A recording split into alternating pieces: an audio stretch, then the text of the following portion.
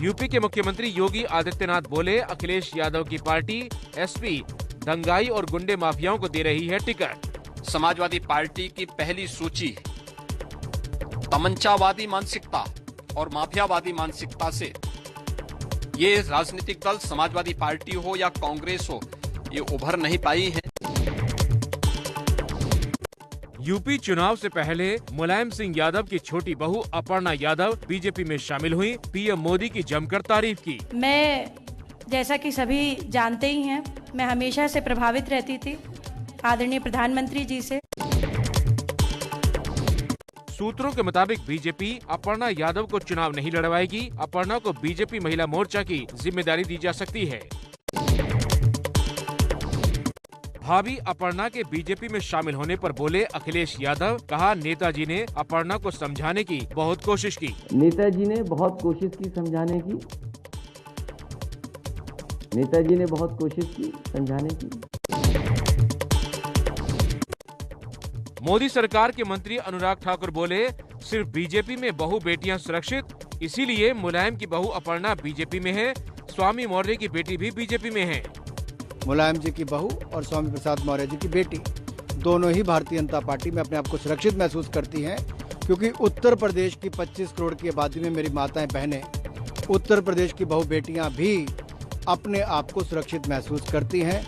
मोदी जी, योगी जी की सरकार में राज में।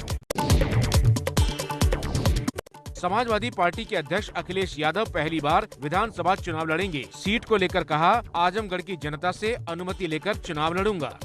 मैं आजमगढ़ की जनता से अनुमति लेकर के ही चुनाव लड़ूंगा, अगर चुनाव लड़ता हूं तो। चुनाव से पहले अखिलेश यादव का बड़ा दाव, कहा हमारी सरकार बनी तो दोबारा समाजवादी पेंशन शुरू होगी। गरीब महिलाओं को 18,000 सालाना पेंशन दी जाएगी। वृद्ध, जरूरतमंद महिलाएं, बीपीएल परिवार, उनको प्रति वर्ष 18,000 रुपए पेंशन देने का काम समाजवादी सरकार में किया जाएगा। अखिलेश यादव के चुनाव लड़ने पर बीजेपी नेताओं का तंज। केशव मौर्य बोले, सुरक्षित सीट खोजने में अखिलेश ने लगा दिया इतना वक्त। मोहसिन रजा ने भी साधा निशाना। और ये स्वार्थ के लिए आज और या मजबूरी के तहत चुनाव में जा रहे हैं। अखिलेश के चुनाव लड़ने के ऐलान पर सीएम योगी बोले, चुनाव में हर व्यक्ति को लड़ने का अधिकार। चुनाव में हर एक व्यक्ति को उतरने का अधिकार है। वे अपनी पार्टी की तरफ से अधिकृत प्रत्याशी बने, ये हमारी भी कामना है, उनको बनना चाहिए। लेकिन एक बात तो सामने आ गई है कि समाजवादी पार्टी आज बैकफुट पर आ चुकी है। यूपी बीजेपी उपाध्यक्ष दयाशंकर सिंह की अखिलेश यादव को चुनौती, कहा अखिलेश मथुरा वृंदावन से चुनाव लड़कर दिखाएं। नितिन अग्रवाल ने यूपी विधानसभा के डिप्टी सीएम स्पीकर पद से इस्तीफा दिया। समाजवादी पार्टी भी छोड़ी। चुनावी रैलियों पर रोक के बीच बीजेपी ने यूपी में अपने स्टार प्रचारकों की लिस्ट जारी की। इस लिस्ट में नहीं है गृह राज्य मंत्री अजय मिश्रा टेनी का नाम। 3 दिन तक चली किसानों की पंचायत के बाद किसान नेता राकेश टिकैत का ऐलान, किसी पार्टी का चुनाव में समर्थन नहीं करेंगे, किसान खुद करें फैसला। जहां ये चाहें वहां वोटिंग का कर सकते हैं। इनको नफा नुकसान इनको खुद देखना है किसानों। आईएमसी पार्टी चीफ मौलाना तौकीर रजा ने कहा, 2009 के बटला हाउस में निर्दोषों को आतंकी बताकर मारा गया, उन सभी को शहादत का दर्जा मिले। अगर बटला हाउस इनकाउंटर की जांच करा ली होती, दुनिया को पता चल जाता कि जो मारे गए वो आतंकवादी नहीं थे, उनको शहीद का दर्जा मिलना चाहिए। पंजाब में सीएम उम्मीदवार के सवाल पर कांग्रेस ने नहीं दिया साफ जवाब। प्रवक्ता रणदीप सुरजेवाला बोले, पार्टी के सरदार सिद्धू, सिद्धू के सरदार चन्नी मिलकर लड़ रहे हैं सब चुनाव। हमारी पार्टी के सरदार यहाँ बैठे हैं, उनका नाम है सरदार नवजोत सिंह सिद्धू जी। हमारी सरकार के सरदार सरदार चरणजीत सिंह चन्नी जी हैं, तो हम मिलकर चुनाव लड़ रहे हैं। चंडीगढ़ में कांग्रेस का बड़ा ऐलान, कहा सरकार बनने पर दाल, दलहन और मक्का की फसलों पर न्यूनतम समर्थन मूल्य का कानून हक देगी। आम आदमी पार्टी, बीजेपी और अकाली के डीएनए को बताया किसान विरोधी।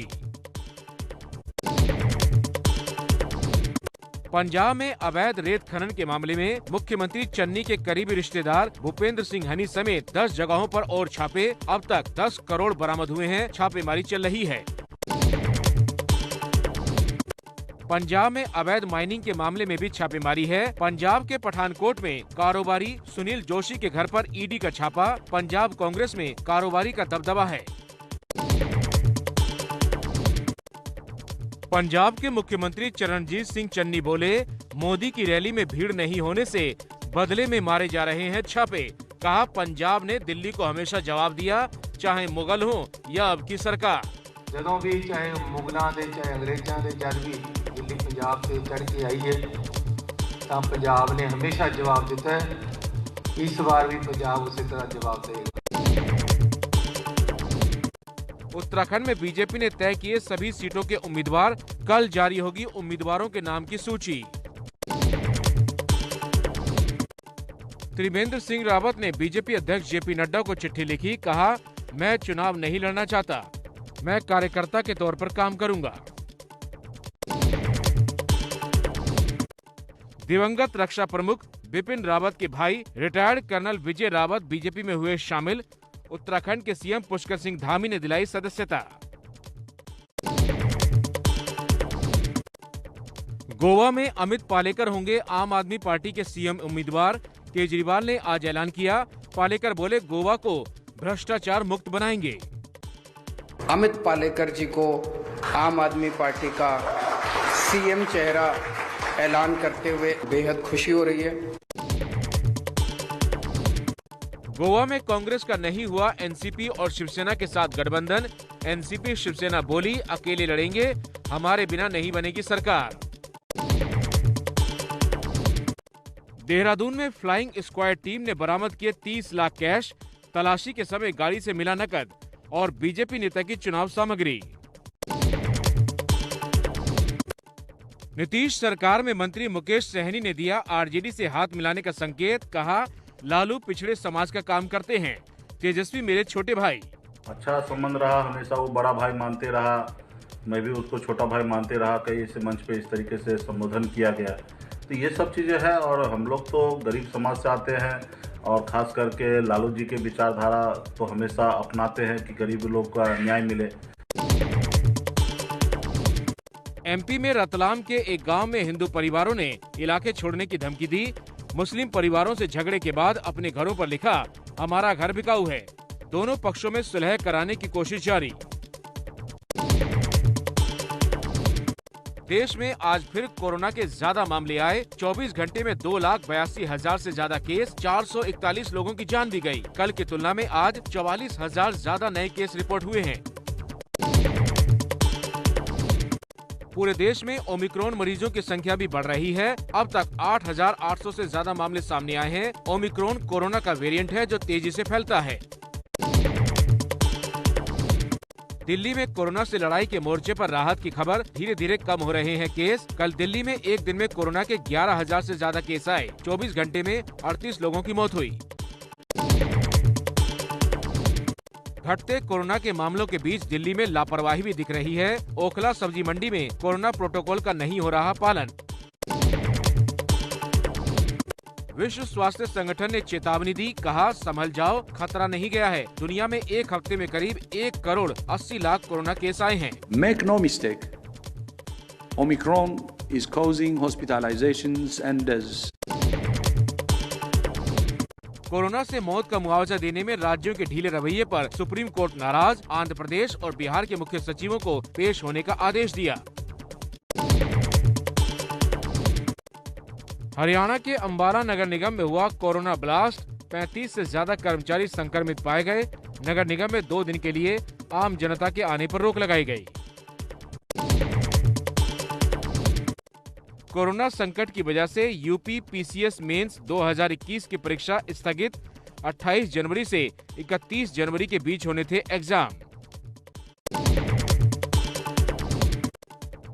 बिहार के बेतिया में नाव पलटने से दर्दनाक हादसा। 1 की मौत, आधा दर्जन से ज्यादा लापता हैं। नाव पर ट्रैक्टर ले जाने के दौरान हुआ हादसा। मुंबई में समलैंगिक सेक्स रैकेट का खुलासा। मालवनी से पुलिस ने 3 लोगों को गिरफ्तार किया। गे ऐप्स के जरिए चलता था पूरा धंधा, वीडियो बनाकर ब्लैकमेल भी करते थे। मुंबई में मैट्रिमोनियल साइट के जरिए महिलाओं को शादी का झांसा देकर लाखों की ठगी करने का आरोपी गिरफ्तार। पुलिस का दावा, आरोपी ने 35 महिलाओं से की धांधली। दिल्ली में एक घर से 5 लोगों के शव मिले। पुलिस के मुताबिक घर में अंगीठी जलाकर सोते वक्त दम घुटने से हुई मौत। सीलमपुर की घटना, मरने वालों में कई बच्चे।